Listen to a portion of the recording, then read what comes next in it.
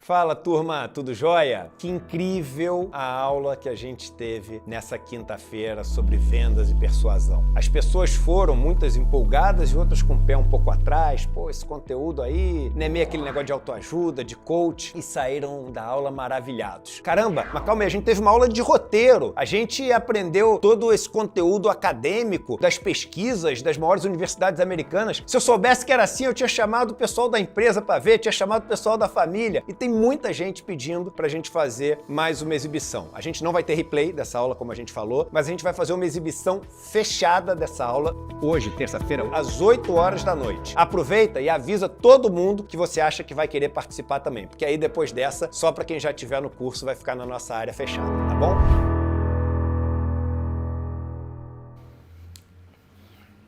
Muito bem, pessoal. Terça-feira, 19 de novembro, 7h02 da manhã.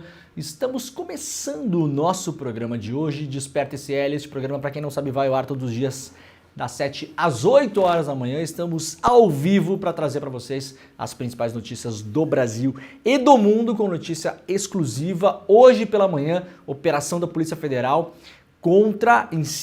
para investigar, para fazer buscas e apreensões naquele grupo das Forças Armadas Brasileiras chamado Kids Pretos, que, como a gente já antecipou na semana passada aqui, tentou planejar aí uma emboscada pro ministro Alexandre de Moraes. Atenção, a gente vai falar sobre isso daqui a pouquinho, mas antes de mais nada, muito obrigado, muito bom dia para todo mundo que já está por aí, para quem já está no nosso chat, para quem nos acompanha pelas redes sociais.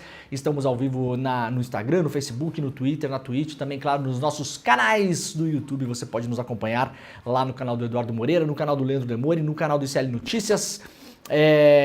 Estamos ao vivo também em 3 emissoras de televisão. Se você quiser assistir a este programa ao vivo todos os dias na TV, na boa e velha TVzinha da vovó, você pega o controle e procura aí em Salvador, na Bahia, pela TV Quinimurê, em São Paulo pela TVT e em Porto Alegre pela Pop TV. São todas TVs de sinal aberto, tá? Não precisa nem de aparelhinho, pagar assinatura, nem nada, de grátis. Você procura aí na sua televisão até encontrar este programa pela manhã. E também estamos ao vivo em 3 emissoras de rádio em São Paulo e Grande São Paulo, a Rádio Cantareira, a Rádio Heliópolis e a Rádio Brasil Atual. Se você gosta de ouvir este programa como bom e velho programa do Radinho, muito bom dia, muito obrigado pela audiência de todo mundo. Muito obrigado para quem nos acompanha também fora do Brasil, né? Então, bom dia, boa tarde, boa noite, boa madrugada, para quem nos assiste também na reprise. Lembrando que este e os demais programas, claro, ficam gravados e ficam disponíveis aí nos nossos canais no YouTube. A gente vai todas as manhãs, das 7 da manhã até para lá do meio-dia, com todos os programas do ICL, e depois voltamos com o ICL Notícias, segunda edição, às 6 horas da tarde. Se você está chegando por aí, por gentileza, assine os canais aqui no YouTube, que é de graça, né? É só você clicar no botãozinho. Você pode também clicar no botãozinho do sininho para ser avisado quando estivermos online, mas por gentileza, se puder também, escreva aí no chat de onde você está acompanhando este programa e compartilhe este programa, coloque aí nas suas redes sociais, poste nos seus grupos aí de Telegram, de Zap, de e-mail. Espalhe a palavra para que a gente chegue cada vez mais longe, tá bom? A gente vai explorar um pouco também aqui sobre o G20, um G20 histórico no Brasil. Brasil, em termos de agenda, em termos de conversas internacionais, conseguiu fazer um evento realmente espetacular. A gente vai trazer aqui as resoluções do G20, que começou ontem, continuam hoje, né? A maioria dos chefes de Estado dos mais importantes países do mundo está no Brasil, dos Estados Unidos à China, literalmente, passando pela Argentina. A gente vai mostrar, inclusive, a foto do Lula com o Milei aqui, né? Pra gente dar um pouco de risada também, porque ninguém é de ferro, né? Vamos passar por esse e outros temas, tá bom? Vamos lá então, uma notícia não muito feliz, né? Claro, uma notícia que pega muitas pessoas que acompanharam aí a carreira dos Bee Gees ao longo dos anos. O Colin Peterson, primeiro baterista dos Bee Gees, morreu aos 78 anos. A informação foi divulgada ontem, no final do dia. A notícia da morte de Colin Peterson foi confirmada pela página do grupo Best of Bee Gees no Facebook. É com profundo pesar que anunciamos a morte do nosso querido amigo Colin Smiley Peterson. A causa da morte e a data exata não foram divulgados. Ele enriqueceu nossas vidas e uniu nosso grupo com amor, cuidado e respeito. Não temos certeza se conseguiremos seguir em frente sem o seu brilhante sorriso e a sua profunda amizade, encerrou o texto. Com a morte de Peterson, Barry Gibb, de 78 anos, passa a ser o único integrante original do grupo que ainda está vivo. Dennis Byron, que foi baterista do Bee Gees 74 e 80, morreu na última quinta-feira, dia 14 também, né? Colin Peterson deixou a esposa e 2 filhos.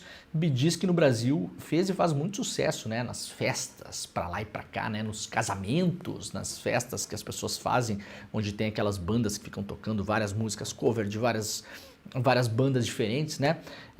Marcou, sem dúvida, aí umas 2 ou 3 gerações o Bee Gees, né? Vamos lá para o iclnoticias.com.br, veja dicas para evitar golpes na Black Friday, uma matéria aqui chamada no jornalismo de serviço, né? Isso aqui é uma reportagem, um artigo, uma matéria de serviço para ajudar as pessoas a não cair em golpe aí na Black Friday. Black Friday quando que é, Jimmy? Essa sexta-feira agora? Na outra? Não? Semana que vem. Semana que vem, última sexta-feira de novembro, é isso? Quando ninguém tem dinheiro mais no cartão de crédito. Não entendo essa lógica, né? Ai, a gente importa cada coisa para lá e para cá, né? Com a chegada de novembro também chega a Black Friday, também chamada no Brasil durante muitos anos de Black Fraud, né? Você tem o aumento de preços antes da Black Friday e depois você tem o desconto, né? Tudo pela metade do dobro, é o clássico, né? As lojas do varejo oferecem promoções e descontos. Infelizmente, além dos descontos, também há grande volume de golpes por meio de pessoas que se aproveitam da data para se dar bem em cima de consumidores desavisados. Esse ano a Black Friday está programada para acontecer dia 29 de novembro. Contudo, muitas lojas têm feito esses esquentas antes, né? E aí aqui tem algumas dicas levantadas pelo iclnoticias.com.br junto ao Procon para você se ligar e não cair em golpe, principalmente a sua segurança online. A gente fala sobre isso várias vezes aqui, sobretudo pessoas mais velhas. Estatisticamente há uma tendência, né, a caírem mais em golpes, então você aí ajude aí as pessoas que estão próximas, no seu círculo próximo, principalmente a não clicar em links que as pessoas recebem pela internet, nem por mensagem, nem pelo zap, nem por e-mail, né? Não clique absolutamente em links que você receber se você não tiver certeza da procedência. Os golpes estão cada vez mais especializados, né, em parecer de fato.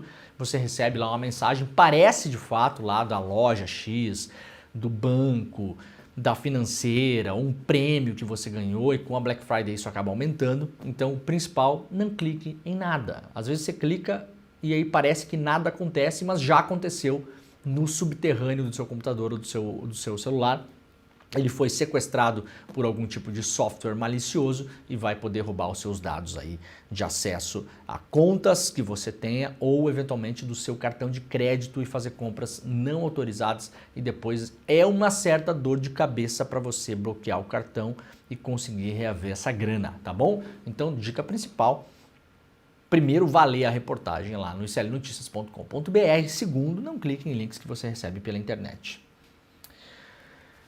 Governo de São Paulo retira bebês de mães presas um ano antes do tempo previsto. Bom, isso aqui foi avisado, né? Isso aqui foi avisado que com o Tarcísio a tal da segurança pública em São Paulo ia virar no estilo miliciano, né? Foi avisado.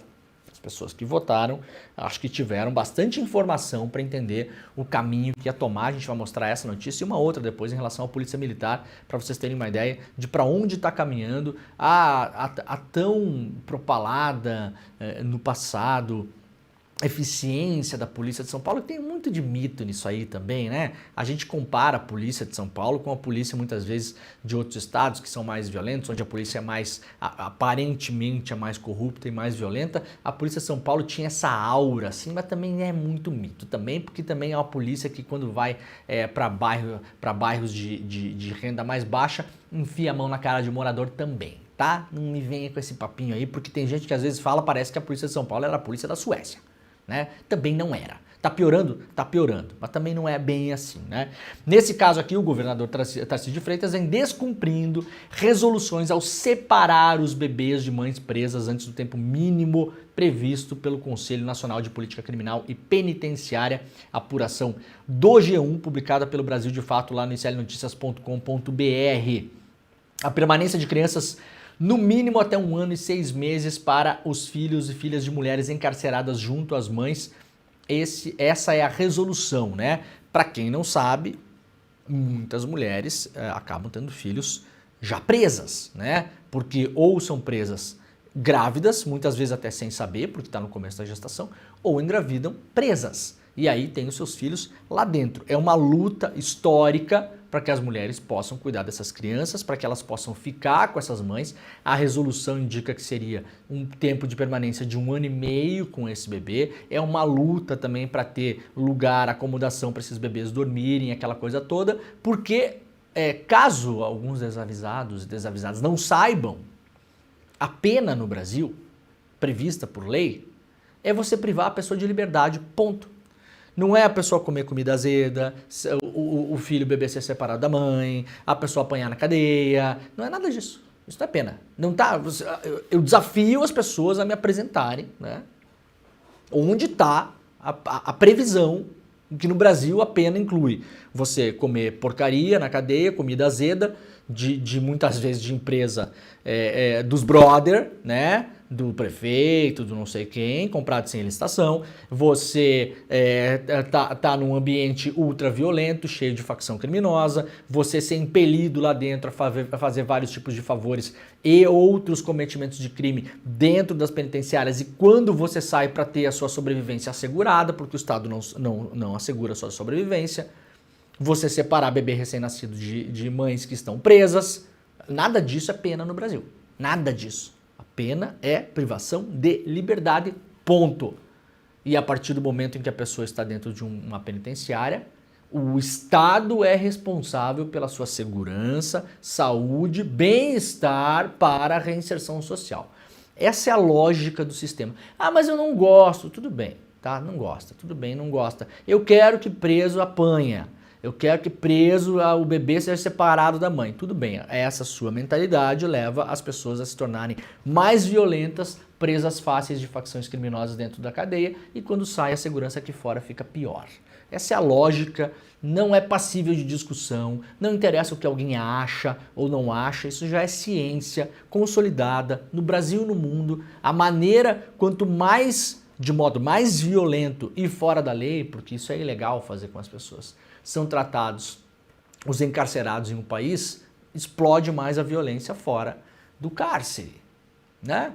Então a galera que tem essa ânsia de vingança, né, que acha que a pessoa entrou lá e tem que não sei o quê, bom, você está alimentando a violência fora do cárcere. Nesse caso aqui, claro, Tarcísio, a gente avisou, né?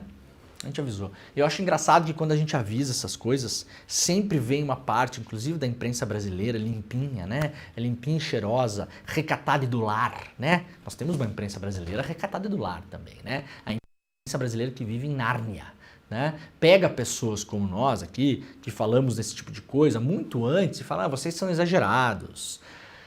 Vocês são militantes, vocês isso, vocês aquilo, vocês não são jornalismo profissional, né? Dá um tempo depois, os recatados do lar começam a concordar com a gente, porque os fatos eles atropelam essas pessoas e aí convenientemente esquecem tudo aquilo que falaram sobre a gente e começam a adotar também a narrativa, né? Nesse caso, uma narrativa factual. Né? Então, assim, o golpe contra a Dilma, depois todo mundo hoje já acha golpe, né? Antes não era. O Bolsonaro, quando se falava que tinha ali um idealzinho, né? Uma filosofia, um direcionamento neofascista, neonazista, não, olha que exagero, vocês são militantes, vocês não podem falar isso, vocês não são jornalistas, depois todo mundo embarca na canoa e começa a remar como se nada tivesse acontecido. Não é assim que funciona? É, né? Pois é. No caso do Tarcísio, olha, logo vocês verão transformações inesperadas em algumas pessoas, né? Porque os fatos estão começando a aparecer, estão começando a surgir. Segundo o relatório da Defensoria Pública do Estado de São Paulo, as crianças são retiradas de suas mães aos 6 meses no Centro de Progressão Penitenciária Feminina de Butantã, na cidade de São Paulo. A separação das crianças das mães deve ser gradual, mas o que se verifica na unidade é que aos 6 meses completos, as crianças são bruscamente retiradas de suas genitoras, diz documento produzido pela Defensoria Pública de São Paulo em outubro. O Estado também desrespeita o artigo 3 da resolução, que garante que após a criança completar 1 ano e 6 meses, deve ser iniciado o processo gradual de separação, que pode durar até 6 meses, devendo ser elaboradas etapas conforme quadro psicossocial da família. Ou seja, o governador Tarcísio, ele resolveu punir o bebê pelos crimes pelos quais a mãe foi condenada. Porque isso aqui, obviamente, bem não vai fazer para o bebê ser separado da mãe aos 6 meses, quando muitos ainda estão amamentando, né, no peito da mãe. Vocês imaginem, gente, a violência disso. Um bebê de 6 meses. Ah, mas a mãe traficou, roubou, matou, não sei o quê. Tudo bem, aparentemente decidimos punir a criança. Né? Há uma decisão do governo de São Paulo, nesta penitenciária, segundo o relatório da Defensoria Pública, não é o que eu acho importa zero nesse caso, que Tarcísio de Freitas decidiu punir bebês. Então a redução da maioridade penal em São Paulo, ela chegou nos 6 meses já. Né? Quem quer reduzir a maioridade penal, aí parabéns, vocês elegeram um governador que já reduziu a maioridade penal em São Paulo. Está punindo bebês de 6 meses, ao separá-los das mães, de modo abrupto, contrariando as melhores práticas. Esse tipo de coisa a gente não importa lá de fora, né? Black Friday a gente importa. Vem, né? Vamos ver lá se na Dinamarca é assim também? Será que é? Assim também? Não deve ser, né? Polícia de São Paulo sob Tarcísio matam polícias, né? Um adolescente a cada 9 dias, diz estudo. As mortes de um adolescente de 17 anos e de um menino de 4 durante a operação policial no dia 5 deste mês em Santos não são novidades para as polícias civil e militar de São Paulo sob o governo Tarcísio de Freitas. Desde 2023, quando ele tomou posse, os agentes estão envolvidos na morte de pelo menos 69 menores de 18 anos de idade, incluindo uma criança de 4. Haverá pessoas que falarão que essa criança estava portando um fuzil, né? Claro. Isso equivale a cerca de um adolescente morto no estado a cada 9 dias. Foram 38 mortos de janeiro a dezembro do ano passado e 31 óbitos confirmados até setembro deste ano, segundo o levantamento feito pelo Instituto Sou da Paz. Os números de morte decorrente de intervenção policial em outubro ainda não haviam sido divulgados. O estudo mostra que 68% das vítimas, obviamente, são pessoas negras, claro, né? 58% de pretos e pardos e 58% de pardos e 10% de pretos. Os outros 32% são brancos. Segundo o levantamento, a maioria dos alvos durante ocorrência policial neste ano é formado por adolescentes de 17 anos. São 12 pessoas de 17 anos. Em seguida aparecem jovens de 16 anos, 11 assassinados. A polícia do Tarcísio também matou pessoas de 15 anos, que são 5 casos, e matou 3 pessoas de 14 anos, são 3 casos. Segundo Rafael Rocha, coordenador de projetos do Instituto Sou da Paz, os jovens negros moradores de periferia que evadiram da escola e saíram de medidas socioeducativas formam o grupo com maior chance de morrer. Esta é a polícia e a segurança pública da direita moderada no Brasil. Essa é a direita moderada no Brasil. Claro, quando você compara com a extrema-direita maluca, que explode a própria cabeça na frente do STF, isso aqui passa a ser moderado, né? Passa a ser moderado. Se a gente excluir esse fator da extrema-direita maluca, eu estou usando maluca entre aspas aqui, que foi a palavra usada pela própria extrema-direita para se referir ao homem lá que tentou explodir o STF lá em Brasília, isso aqui passa longe de ser alguma coisa parecido, minimamente parecido com moderação. Eu posso imaginar que dá para ser de direita sem sair matando gente por aí. Sem sair matando crianças de 14 anos, né? De 13, de 12, de 4. Acho que dá, né? Será que não dá? O Brasil já teve uma direita assim, eu não sei onde ela foi parar. Isso aqui não é nada parecido com uma direita moderada. Primeira turma do STF decide manter Domingos Brazão preso. Ministros decidiram por unanimidade manter a prisão preventiva do conselheiro do TSE, que é apontado pelas investigações como o mandante do crime do assassinato da Marielle Franco e do Anderson Gomes, o seu motorista. Brasil lidera a luta contra a fome e pobreza no G20. A Aliança Global contra a Fome e Pobreza teve adesão de 82 países que participaram do G20. O Brasil está fazendo um G20 histórico, né? Realmente algo impressionante. Não houve até hoje uma reunião de líderes globais como está acontecendo no Rio de Janeiro nesse momento. Não houve na história desse peso, com essa importância, com essas resoluções. A resolução conseguida sob a liderança do Brasil, ela é inédita. Vai ser feito? Não sei. Não sabemos se vai ser feito. Isso aqui é uma resolução, essa e entre outras, taxação de grandes fortunas, sobre guerra em Gaza, os países estão assinando. Depois, claro, que não compete ao Brasil saber se a França, se a Itália, se a Argentina se vão cumprir. Se a coisa vai acontecer. Agora, esses fóruns multilaterais existem para você conseguir chegar em acordos e assinar esses acordos. E depois a ver se essas coisas serão cumpridas. Agora, é histórico o que está acontecendo no Rio de Janeiro. Histórico. O saldo desse G20 é muito positivo. Aqui está a foto oficial, né? Com os líderes de todos os países.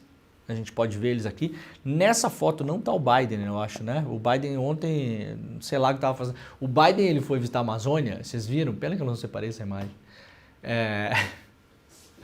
Aí fez lá um discurso sobre a Amazônia e tal, que os Estados Unidos doam, né, a partir do ano que vem, 50 milhões de dólares para ajudar a combater desmatamento, não sei o que. Se passar pelo Congresso no ano que vem e pelo Trump. Então eu tô achando que esse dinheiro para começar nem vem, né? O Biden aos 45 do segundo tempo, ele veio aí prometer um gol que só que não é ele que vai ter que fazer, é o Trump. Então eu acho que esse dinheiro nem vem. De todo modo, esse dinheiro equivale, eu fiz a conta ontem, a mais ou menos 60 mísseis desses novos mísseis aí que os Estados Unidos autorizaram a Ucrânia a usar lá na guerra, né? Na invasão russa na Ucrânia, tá? Então, assim, é dinheiro de pinga, literalmente, é dinheiro de míssil, né? Dinheiro de míssil brabo. Ô, Jimmy, não vai dar tempo, acho. Tem o vídeo, tem a imagem do Biden no mato, essa aí que ele tá falando num púlpito, mas depois que ele termina o discurso dele, ele vira e sai caminhando em direção ao mato. Eu não sei o que ele foi fazer lá. Eu acho que o Biden tá com vontade de fazer xixi, né? Tá com vontade de fazer xixi e caminhou, assim. Biden sai caminhando e entra no meio do mato, do nada, assim. E eu não sei se perdeu no mato, sei que o Biden não apareceu na foto oficial ontem, parece que vão refazer a foto hoje, né? Mas fora ele, tá todo mundo aqui, né? Tá ali o Lula, o Modi, o Ramaphosa lá, que é o presidente da África do Sul, que vai assumir o G20 agora, né? Tá inclusive a Dilma lá, né? Olha lá a Dilma, né? De vermelho, ela volta por cima da Dilma, né? Tá aqui ela, como a representante do Banco dos BRICS, né? Hein? Tem gente que tá engolindo a Dilma assim. A Dilma tá descendo deitada na garganta de uma galera por aí, né? Nesse cenário espetacular que sabe ser o Rio de Janeiro, né? Às vezes só por foto, né? A vida real não é bem assim, tudo bem, fala alguém aqui que morou 5 anos no Rio e nutre aquela boa relação de amor e ódio, né? De relacionamento tóxico. A Aliança Global contra a Fome e a Pobreza, que será lançada na abertura da cúpula do G20, já teve adesão de 82 países. A proposta foi idealizada pelo Brasil. Não era anão diplomático? Como é que era que falava do Brasil? Anão diplomático, né? Que mais?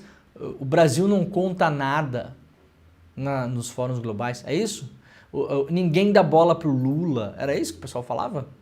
Onde foi enfiado esse pessoal agora? Bem, estão escondidos essa semana? O pessoal vai fazer o clássico, né? Se esconde uma semana. Aí o ano que vem muda de assunto e segue a vida, né? Ninguém vai aparecer para dizer que falou bobagem nos últimos tempos. Não vai, né? Tá bom. A proposta idealizada pelo Brasil com o objetivo de acelerar os esforços globais para erradicar a fome e a pobreza. Prioridades centrais nos objetivos do desenvolvimento sustentável. Entre os países que já aderiram estão todos os integrantes do G20. A Argentina não tinha anunciado ontem, então teríamos aí adesão de 82 países com todos os do G20 que estavam no evento, menos a Argentina, porque o Milei, vocês sabem, é o cachorrinho do Trump, né? Cachorrinho do Trump. Tem a imagem do Biden? Coloca pra gente depois aí. Eu vou terminar isso aqui e daí a gente coloca. Só pra gente entender o que aconteceu com o Biden, né, gente? O Biden tentou no meio do mato e aparentemente não acharam mais ele. Mas aí a Argentina mudou de ideia.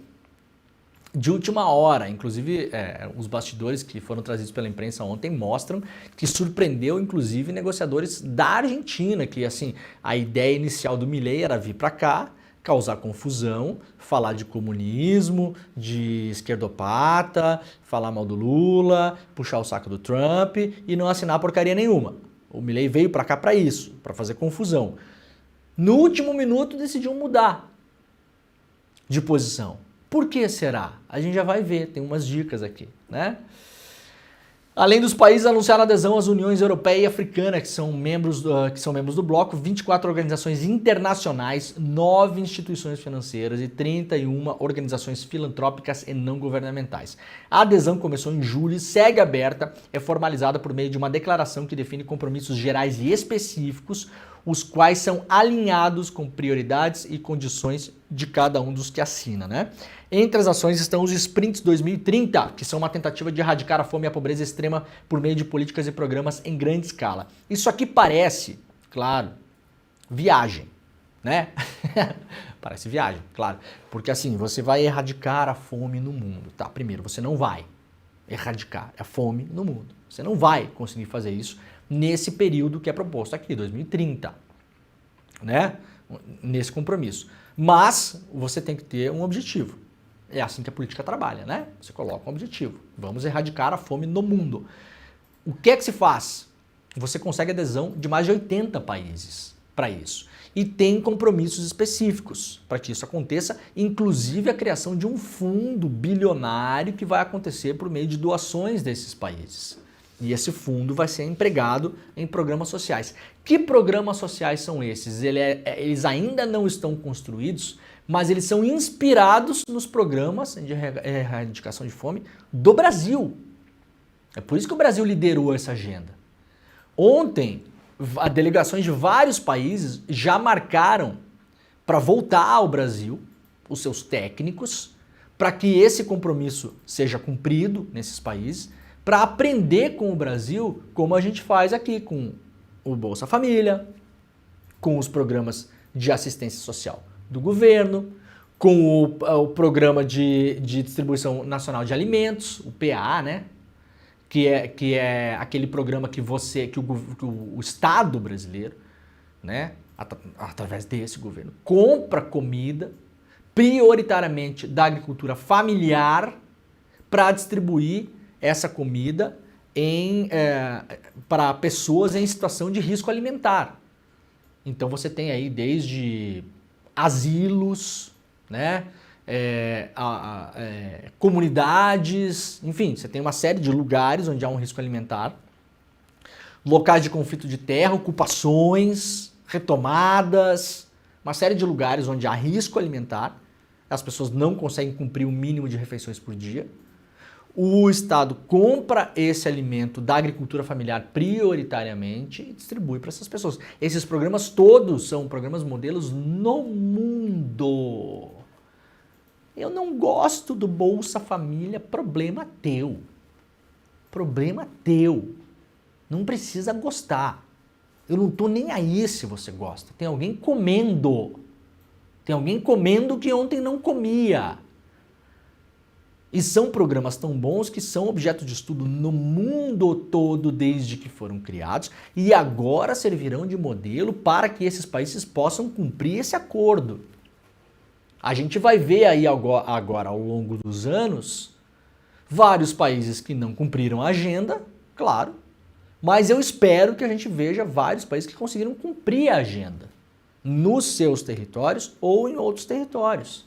Lembrando que os países europeus quase todos colonizaram outros países e ferraram a economia e a vida e a sociedade de outros países. Então podem, inclusive, aplicar esses programas nas suas ex-colônias, por exemplo, como uma forma de reparação histórica, colocando comida no prato de pessoas que não estão comendo hoje, por culpa desses colonizadores, né? Muito bom, muito positivo isso aqui. Vamos ver como é que a coisa vai andar. Claro, isso depende de governos futuros. Nos Estados Unidos, por exemplo, vai trocar o governo. É possível que o Trump rasgue tudo isso e jogue no lixo. Tudo bem, mas os compromissos estão firmados. É difícil você arrancar a assinatura de tanta gente assim, com interesses diversos, né?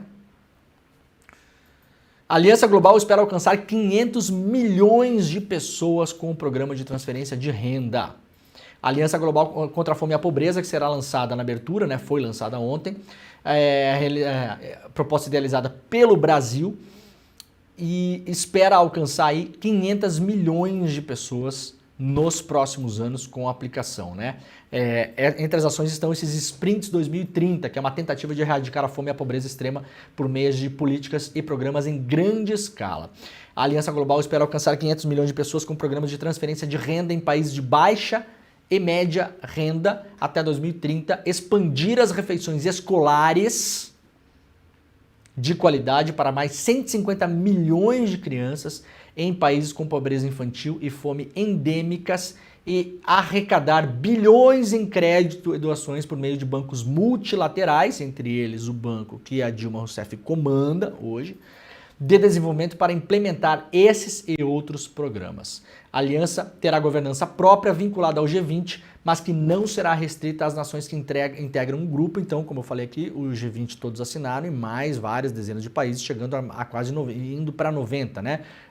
As assinaturas, a possibilidade de assinatura segue em aberto. A administração ficará a cargo de um conselho de campeões e pelo mecanismo de apoio, né, que são mecanismos dentro do G20. O sistema de governança deverá estar operacional até meados de 2025. Até lá, o Brasil dará suporte temporário para funções essenciais, porque, como eu falei aqui, o Brasil sabe fazer isso. O Brasil sabe fazer esses programas. O Brasil é uma referência global desse tipo de programa.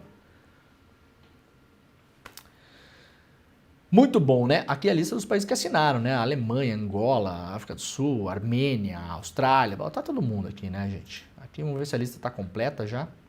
83, né? 81 países, né? E 82 e 3 com União Africana e União Europeia, né? As organizações que assinaram também, né? Liga Árabe, Organização Mundial do Comércio, OPAS, está todo mundo aqui, né, gente? Todos os mecanismos multilaterais aqui, fundações, tá todo mundo aqui. Vai ser um mundo colorido? Não, não vai. Não vai. Isso aqui vai dar 100% certo? Não, não vai. Não vai. Isso aqui é um projeto de longo prazo. Mas é fundamental estar arrancando esses compromissos, mostrando que o mundo consegue andar um pouquinho, né? Isso aqui vai mudar o sistema? Não vai, gente. Vai derrubar o capitalismo? Não vai. Vai fazer? Não vai. Não vai. Às vezes a gente tem que encarar a vida um pouco como motorista de ambulância, sabe? É isso. Motora de ambulância. Você tem um compromisso aqui de colocar comida na mesa de pessoa que não está comendo hoje, tá? Hoje. É uma coisa bem específica. Bem específica. O mundo, claro, tem outros problemas para além desse, inclusive os problemas que geram essa fome, né?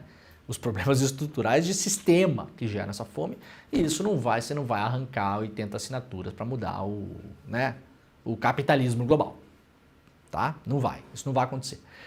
Tem um vídeo do Biden, Jimmy? Vamos colocar, o Biden não participou da foto oficial, parece que vai ser refeita a foto, porque o Biden se perdeu no mato, Jimmy. Pode colocar aí, coloca lá na Amazônia, né? E tal. Eu acho que isso é aquele museu que tem na Amazônia, aliás, é um museu muito bonito, né?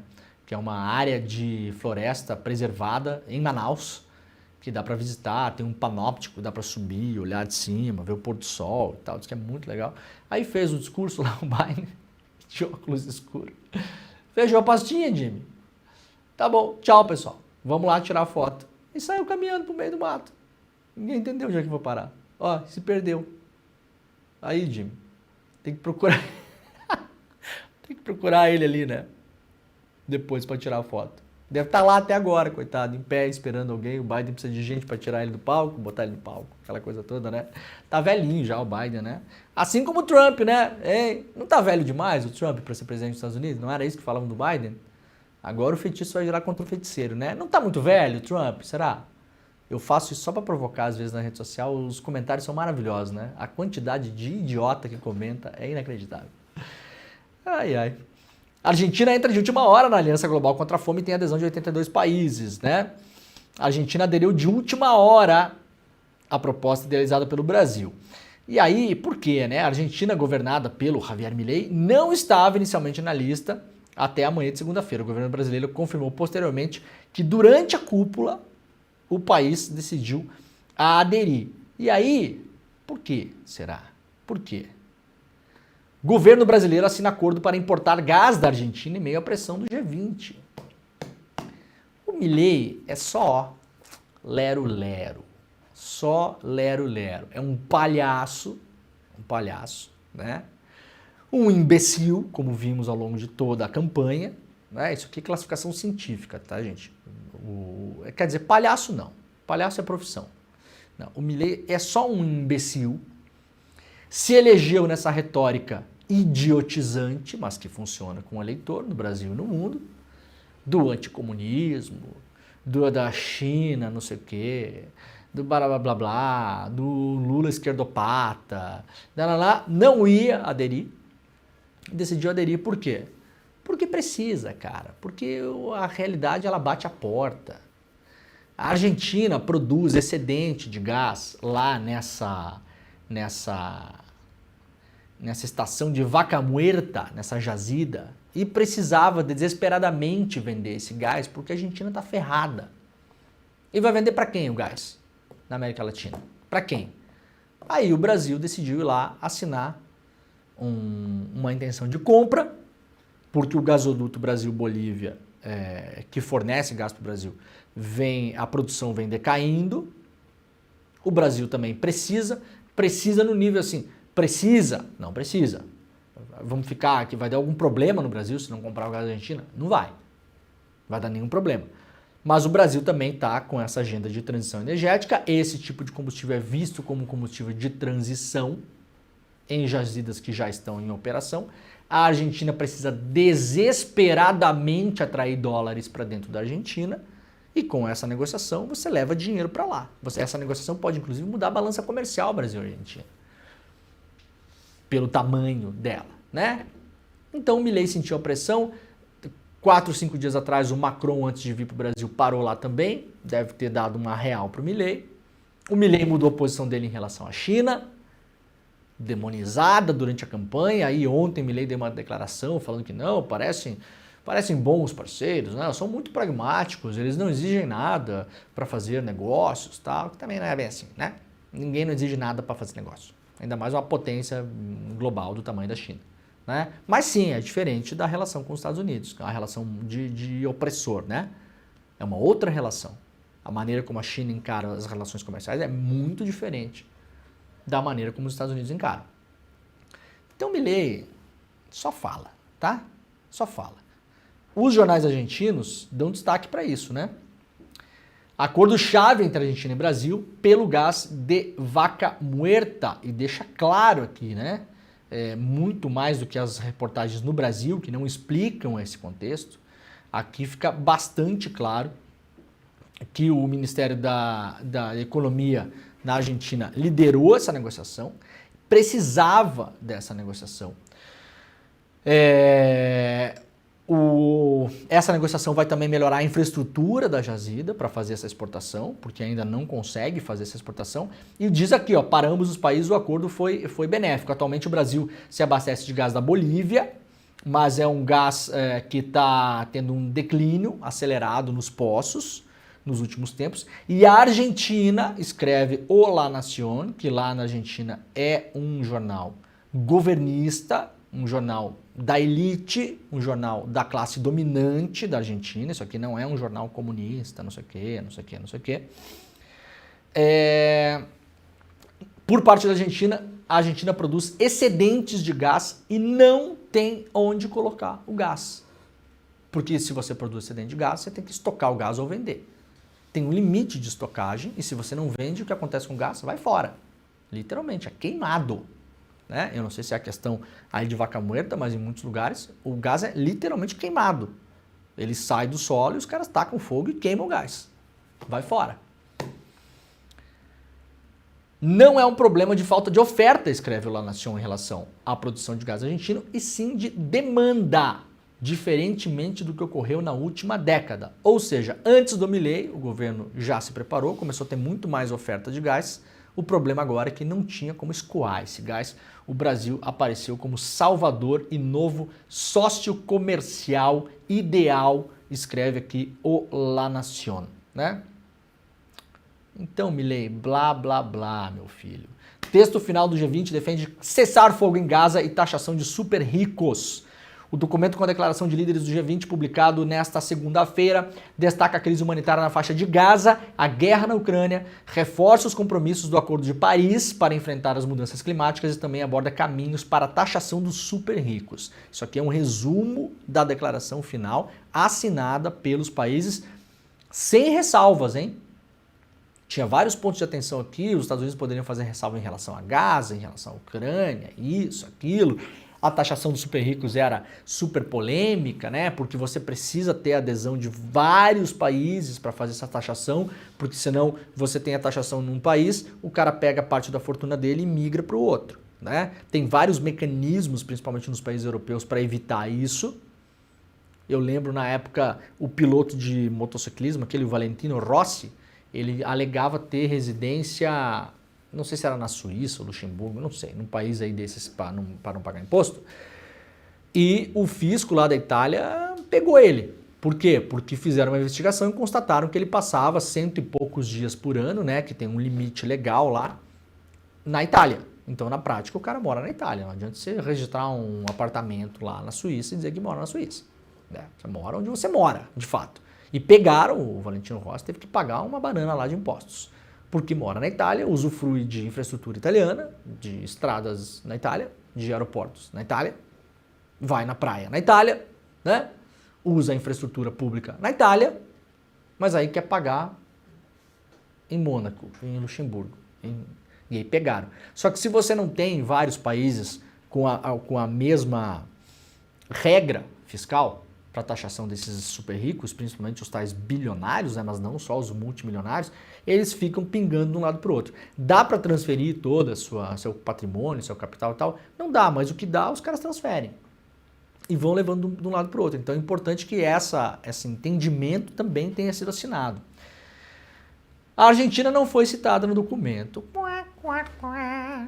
O colunista do UOL, Jamil Chad, adiantou que mesmo com divergências sobre o documento, o presidente Javier Milei sinalizou que o país não o vetaria. Ressalvas de Milei ficaram em discurso em uma carta publicada pela presidência, mas fora da carta final do G20, ou seja, foi lá espernear só, né? Durante a tarde, o Milei emitiu um comunicado no qual se desvinculou parcialmente do conteúdo da Agenda 2030. Mais cedo, durante seu discurso na reunião da cúpula, ele defendeu o neoliberalismo em contraponto a Lula e foi alvo de duras respostas por parte de outras delegações. Sem ressalva oficial, o G20 obtém um texto em consenso. O documento final não traz ressalvas ou exclusão de nenhum país que integra o G20. Com isso, o Brasil conseguiu obter um consenso para a publicação do texto. Isso aqui é histórico. Eu vou repetir. A gente tem que trazer os pontos positivos aqui também, né? Porque imprensa não é só ficar detonando as coisas. Isso aqui é histórico. Como é que era? Anão moral, né? Anão diplomático. Como é que é? O Brasil não conta nada. Ai, por que o Brasil quer se meter em Gaza? Por que o Brasil quer se meter na Ucrânia? Engulam vocês todos aí. Uns analistas de meia tigela. Vocês não sabem nada. Nada. E não precisou o G20 para desmenti-los, tá? Porque durante todo o tempo de tentativa do Brasil ser mediador lá no conflito na Ucrânia, o Brasil foi ouvido inicialmente até pela Ucrânia e pela Rússia, com declarações públicas dizendo que o Brasil poderia sim se colocar assim. O Brasil fez a melhor... tinha a melhor resolução para o fim do genocídio em Gaza, que só foi derrubada pelos Estados Unidos. Todos os outros membros da ONU, na presidência rotativa que o Brasil assumiu no ano passado, votaram a favor. Era o melhor texto. Então não adianta você querer achar que tem direito aos próprios fatos, porque não os tem, né? Essa galera toda foi atropelada nesse G20. O Brasil, os negociadores brasileiros, e aqui não é só o Lula, vamos deixar bem claro. Conta o Lula? Claro que conta, gente. Você não tem um fluxo assim de líderes mundiais se o seu líder não é respeitado. No último G20 que aconteceu durante o governo Bolsonaro, o Bolsonaro estava comendo McDonald's sentado num cordão de calçada e foi flagrado, filmado em uma reunião lá, numa conversa informal, praticamente vendendo a Amazônia para os gringos. Vocês lembram dessa história? A gente saiu dessa porcaria para um G20 histórico no Rio de Janeiro hoje. Faz diferença você ter um líder global respeitado? Opa, se faz, né? Parece que faz um pouquinho. Será que faz um pouquinho? O Bolsonaro não tinha agenda no G20, gente. Não fez nenhum encontro bilateral. Nenhum. Foi lá gastar o nosso dinheiro para pagar de pobrão, né? Pagar de pobrão comendo McDonald's sentado num cordão de calçada em Nova York. Para fazer videozinho para mandar para base. Pro bando de alienados. Pra galera da bolha, do túnel da maluquice, da loucura.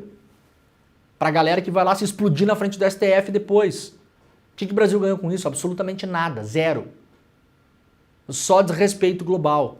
Foi pego num vídeo lá, até se não me engano tava o Al Gore nesse vídeo, né? E o Brasil fala, não, a Amazônia tá lá, tá liberada, vamos lá, tá à venda. Vamos lá explorar. Até se não me engano o Al Gore olha pra ele com uma cara tipo assim, será que eu entendi o que esse cara tá falando? Eu vou falar uma palavra aqui, não precisa também, né? Será que eu entendi o que esse cara tá falando? Vejam a diferença. Quando você sabe o que você está fazendo, tem um objetivo, coloca na cabeça, coloca todos os seus negociadores, corpo diplomático, pessoal que faz... Isso aqui não aconteceu ontem, né, gente? Isso aqui é um trabalho. Um trabalho de vários meses, as delegações indo para os países, conversando com os governos, delegações entre empresários, o Brasil também leva empresário de um lado para o outro, né? Pega empresário brasileiro de vários setores, leva para a China para fazer, para conversar, para mostrar, para explicar, volta, garante previamente que, olha, se a gente apresentar um negócio mais ou menos assim, tudo bem, vocês têm alguma ressalva? Sim, não, vai conversando, vai negociando e chega nesse texto final. O texto final, portanto, está publicado aí na internet, né? A declaração cita envolvimento do grupo para garantir que os super ricos sejam efetivamente tributados. Isso é o texto. No texto, eles são chamados de indivíduos de patrimônio líquido ultra alto. O texto ressalva que há total respeito à soberania tributária de cada país, claro, não vai se fazer uma regra global que vai passar por cima das leis tributárias dos países, não é isso, mas o texto vai dar um direcionamento e os países vão tentar se enquadrar nesse direcionamento. Ou seja, os países escolhem como fazer as próprias tributações. Não há ainda definição de como e quando isso seria feito. O texto diz que poderiam ser elaborados mecanismos anti-evasão, o que limitaria a declaração de receita em outros países, como paraísos fiscais, para evitar a tributação em um local que implementar uma taxa para os ultra-ricos. É a primeira vez que o tema aparece em uma declaração do G20 na história. A discussão foi pautada no fórum por Fernando Haddad, ministro da Fazenda. Especialistas e diplomatas acreditavam que este tema não entraria na declaração final, pois ainda há muita divergência. A equipe de finanças do G20 passou meses debatendo o tema. O mundo tem cerca de 3 mil bilionários em uma população de 8 bilhões de pessoas. A taxação sobre esse grupo poderia arrecadar mais de 200 bilhões de dólares por ano. E a ideia é que parte desse dinheiro alimente o Fundo de Combate à Erradicação à Pobreza. É pouco? É pouco. É inédito? É inédito. Alguma vez já botaram a mão no bolso dessa gente? Nunca. Parabéns para o Fernando Haddad e a equipe de finanças do G20, né? Parabéns.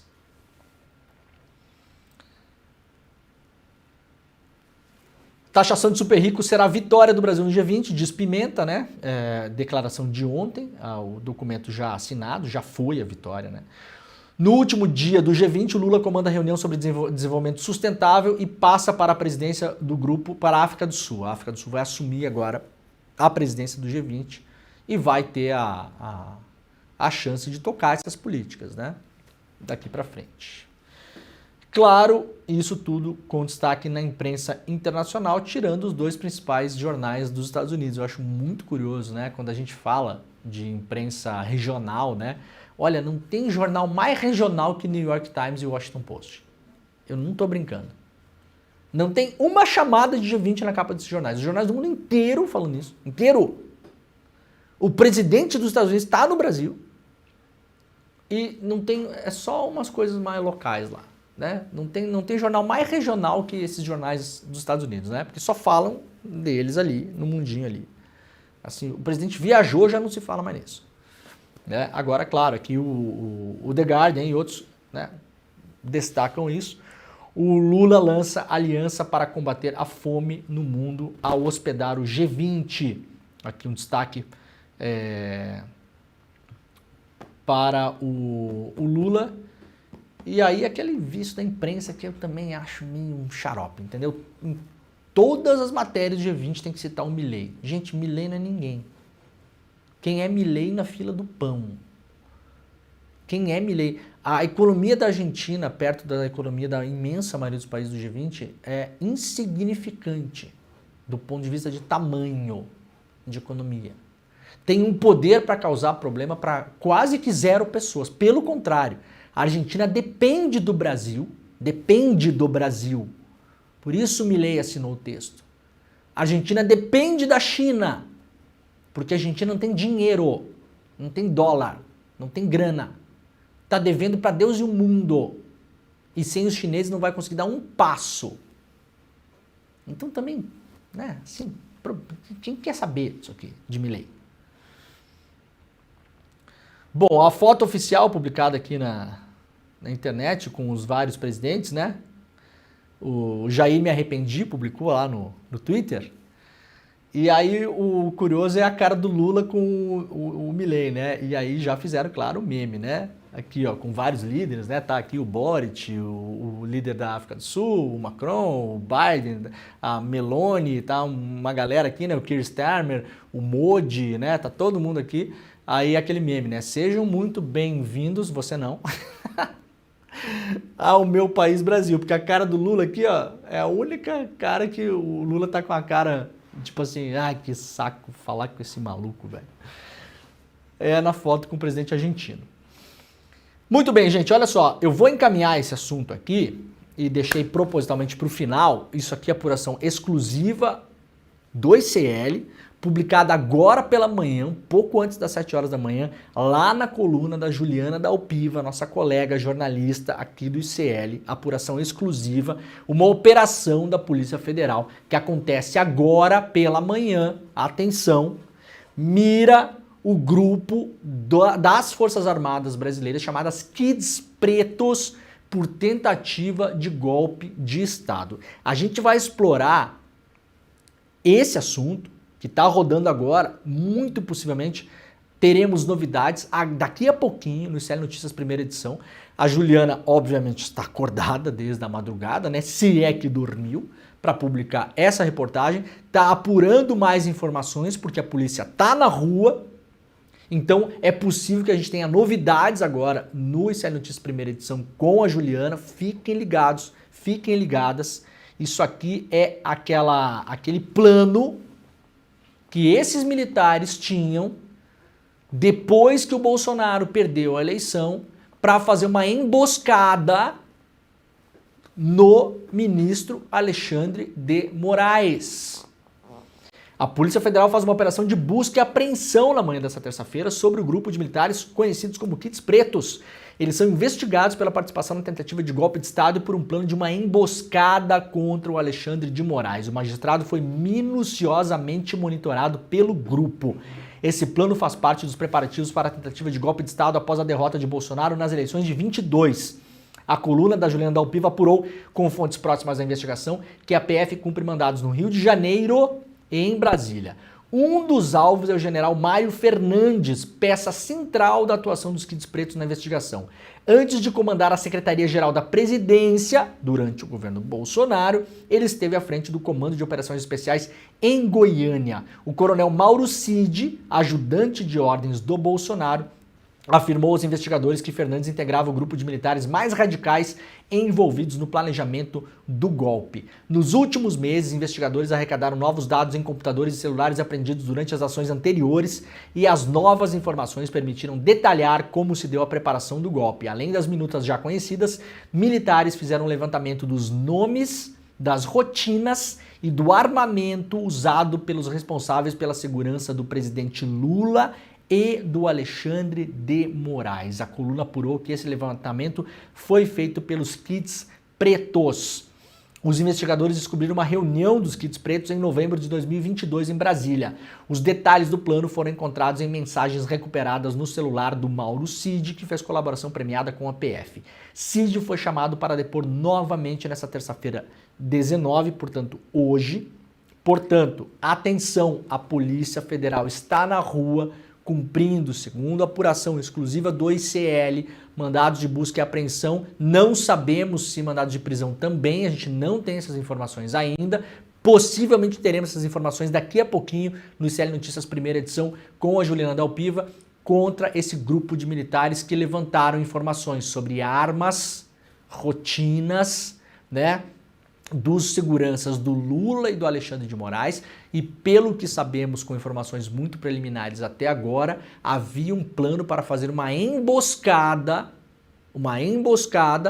sabe-se lá se para prender ou coisa pior, né, para prender no mínimo. Ninguém faz uma emboscada contra o Alexandre de Moraes para dar um presente para o ministro, né? Esse é o pessoal da liberdade de expressão, viu, gente? O pessoal das nossas liberdades. Esse aí é o pessoal todo das nossas liberdades, né?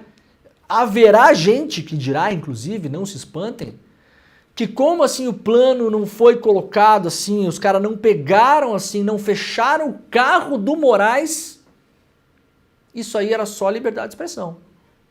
Eu não tô brincando, vai ter gente que vai falar isso, tá bom? A hora que vocês ouvirem esse argumento, vocês vão lembrar. Vai ter gente que vai falar isso. Não, mas estavam ali só, assim, era em tese, né, gente?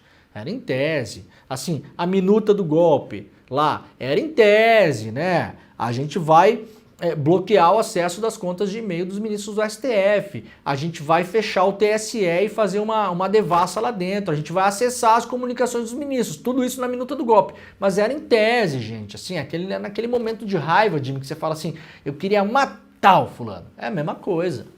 Esse argumento vai pipocar por aí. Então fiquem ligados. Esse assunto e muito mais agora no ICL Notícias, primeira edição. O programa está acabando. Amanhã é feriado nacional da consciência negra, o primeiro que será nacional, porque até o ano passado eram regionalizados, né? Não teremos programa, a gente volta na quinta-feira às 7 horas da manhã. Obrigado, um beijo e tchau. Fala, turma, tudo jóia? Que incrível a aula que a gente teve nessa quinta-feira sobre vendas e persuasão. As pessoas foram, muitas empolgadas e outras com o pé um pouco atrás. Pô, esse conteúdo aí, não é meio aquele negócio de autoajuda, de coach, e saíram da aula maravilhados. Caramba, mas calma aí, a gente teve uma aula de roteiro. A gente aprendeu todo esse conteúdo acadêmico das pesquisas das maiores universidades americanas. Se eu soubesse que era assim, eu tinha chamado o pessoal da empresa para ver, tinha chamado o pessoal da família. E tem muita gente pedindo pra gente fazer mais uma exibição. A gente não vai ter replay dessa aula, como a gente falou, mas a gente vai fazer uma exibição fechada dessa aula hoje, terça-feira, às 8 horas da noite. Aproveita e avisa todo mundo que você acha que vai querer participar também, porque aí depois dessa, só pra quem já estiver no curso vai ficar na nossa área fechada, tá bom?